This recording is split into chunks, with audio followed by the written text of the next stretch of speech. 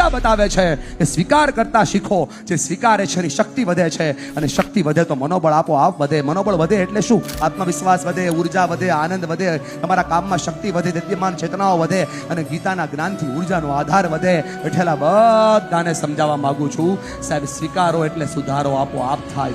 આખી ગીતા ખાલી 3 શબ્દો ઉપર ચાલે છે: સ્વીકાર કરો, અવલોકન કરો, સ્વીકાર કરો, અવલોકન કરો, અને જાગૃત રહો. આ 3 વસ્તુ કરો તો મનોબળ વધી જાય.